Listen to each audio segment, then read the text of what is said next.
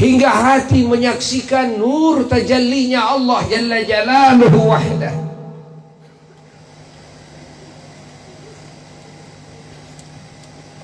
Kenapa bangsa setan ini mengincar hati? Karena hati tempat niat, di mana jika niatnya baik, maka dia akan mendapatkan ridho Allah, mendapatkan ganjaran dari Allah. Jika niatnya buruk, maka dia akan mendapatkan siksa Allah, akan mendapatkan penghinaan dari Allah Jalla Jalaluhu wahdah. Maka hati manusia diincar. Ya. Kenapa mengincar hati? Karena hati adalah alat yang bisa mendeteksi kebenaran daripada kesesatannya, yang bisa mendeteksi hak daripada kebatilannya. Terus diincar oleh syaitan agar hati ini buta, agar hati ini tuli, agar hati ini bisu,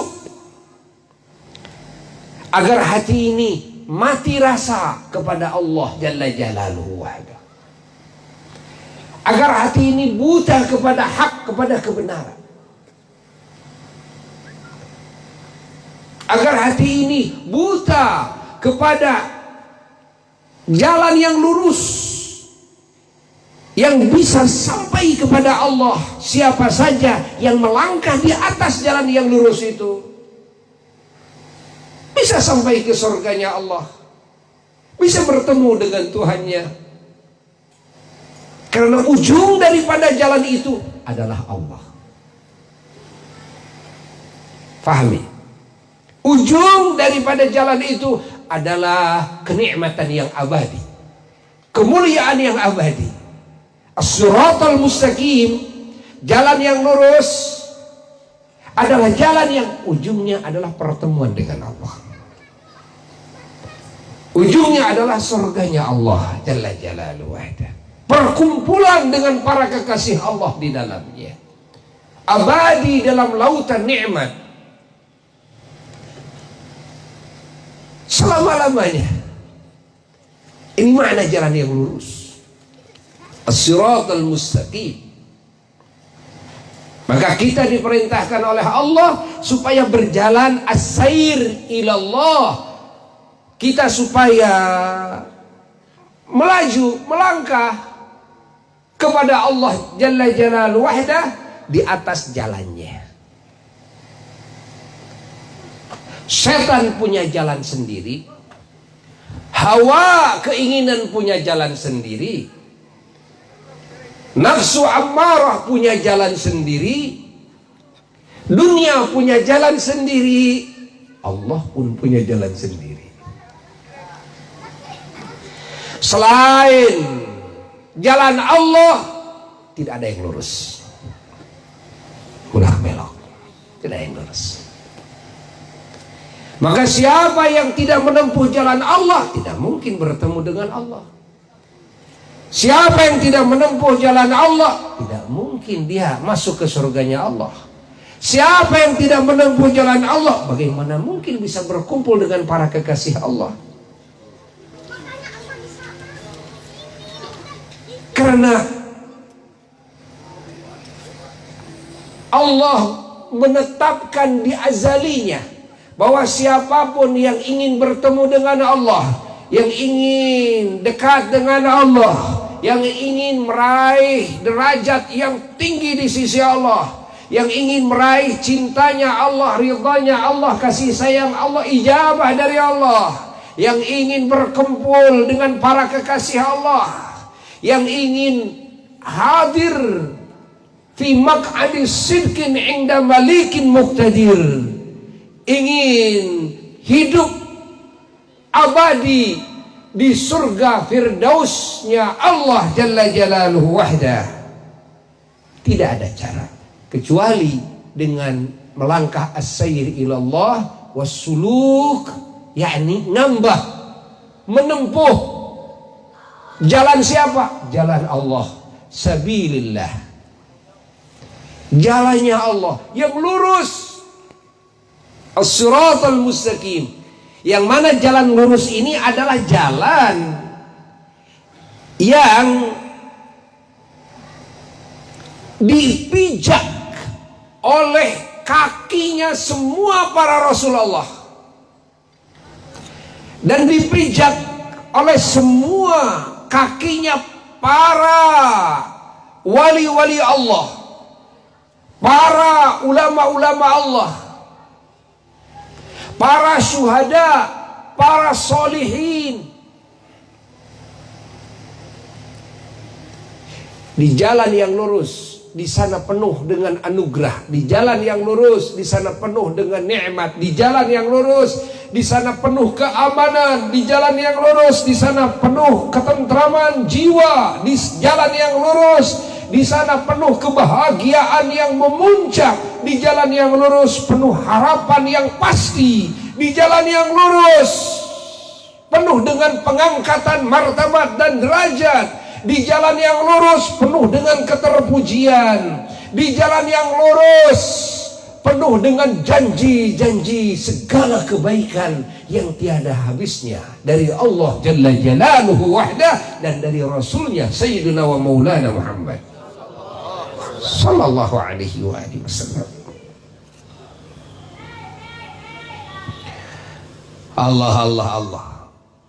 Kita harus tahu agungnya dua majelis ini.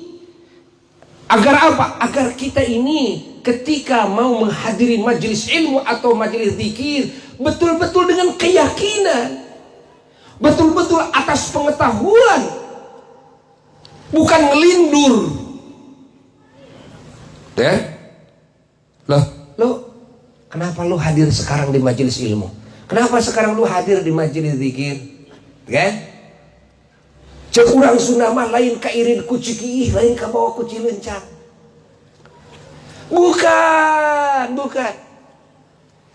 Bukan karena saya ingin tahu mubalik A, B, C, D. Lah. Ataukah saya ingin berkat makanan, minuman. Lah.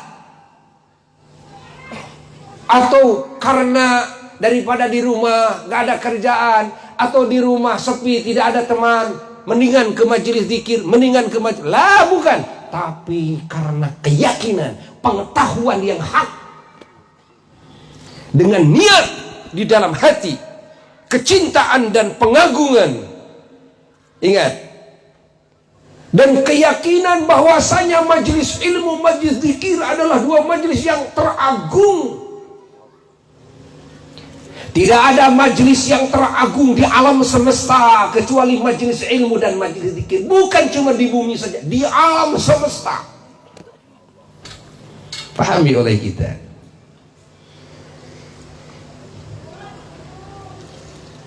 Hayati oleh kita. Maka hadirnya kita ke majelis ilmu ala yaqin, ala basirah, ala ilmin. Di atas keyakinan, di atas penglihatan hati, kan? Yang jetu, yang akurat, berdasarkan dalil, kan? Pahami? Kita hadir dalam majelis seperti ini ala hub, di atas kecintaan, wa ala ta'zim, di atas ta'zim, pengagungan. Masya Allah. Wa ala niyatin lillahi ta'ala, di atas niat karena Allah. Fahami oleh kita semua. Dek naon jang hadir ke pengajian karena zikir, kabogoh urang hadir. Ya, lah. Pahami. Naon make jeung hadir karena majelismu, yang apalmu balik. Lah, tidak. Hatta mubaliknya sendiri. Untuk apa hadir dalam majelis ilmu? Mubaliknya sendiri. Untuk apa hadir dalam majelis zikir? Kiainya sendiri. Hayang amplop. Inna lillah wa inna ilaihi raji'un. Ya, sudah menukarkan keagungan yang tiada bandingannya, keuntungan yang tiada bandingannya hanya dengan nilai duit berapa. Atau nilai dipuji orang, dikerumuni orang, ingin dicium tangan oleh orang-orang. Innalillahi wa inna ilaihi raji'un. Sungguh bodoh, sungguh rugi. Tapi ketika kita sudah tahu kepada makna yang terkandung dalam majelis zikir dan majelis ilmu, hadirnya kita ke majelis zikir, hadirnya kita ke majelis ilmu atas dasar keilmuan yang hak, atas dasar pengetahuan yang hak, atas dasar keyakinan, atas dasar hub, atas dasar cinta, atas dasar ta'zim, atas dasar niat-niat yang agung, yang suci karena Allah. Sehingga kita melangkahkan kakinya, mengeluarkan biaya untuk ongkos dan sebagainya. Hatta yang mengadakan acaranya semuanya bahagia dalam pengorbanannya. Tidak merasa terpaksa, merasa bahagia. Bahkan meminta kepada Allah, ya Allah, berikan rizki yang melimpah, yang halal, yang baik, yang barakah untuk kami, untuk mengadakan majelis-majelis ilmu, untuk membantu perjuangan ulama di dalam membangun majelis-majelis ilmu dan majelis-majelis zikir, untuk membela manusia supaya bisa hadir dalam majelis ilmu dan majelis zikir. Doanya seperti itu. Lalu kasab, usaha, dagang dan sebagainya, hasilnya betul-betul diwujudkan untuk itu. Bahkan habis hartanya, merasa bahagia yang tiada bandingannya. Minta lagi kepada Allah. Kerjaannya seperti itu. Cari duit, dapat duit, adakan lagi pengajian, adakan lagi majelis zikir, kan? Habis lagi, minta lagi kepada Allah, cari lagi, kan? Kerjaannya seperti itu. Pengorbanannya merupakan kebahagiaan dalam hidupnya. Allah. Kenapa? Karena tahu kepada agungnya, faidahnya, efeknya, hikmahnya, rahasia yang terkandung dalam majelis ilmu dan majelis zikir. Tidak pernah merasa kapok walaupun lewat jam 12 malam. Ya. Tidak pernah merasa kapok walaupun satu kali hadir lalu dia pulang sakit.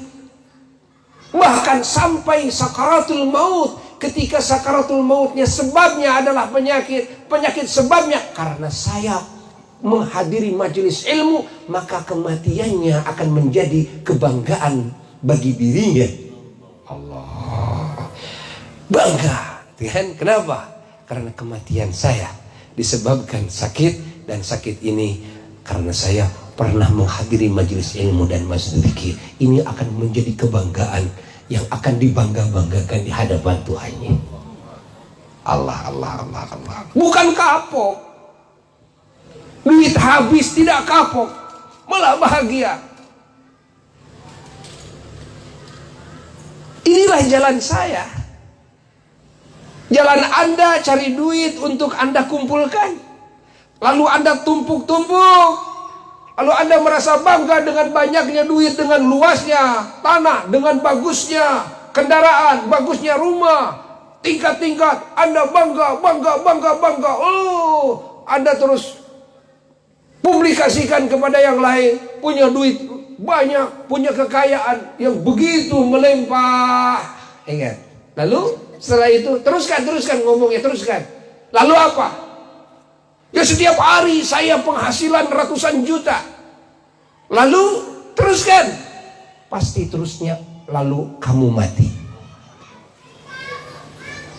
Ketika kamu mati, apa artinya capek kamu waktu kamu hidup untuk mengumpulkan itu semua, untuk mengurus itu semua, untuk mengatur itu semua.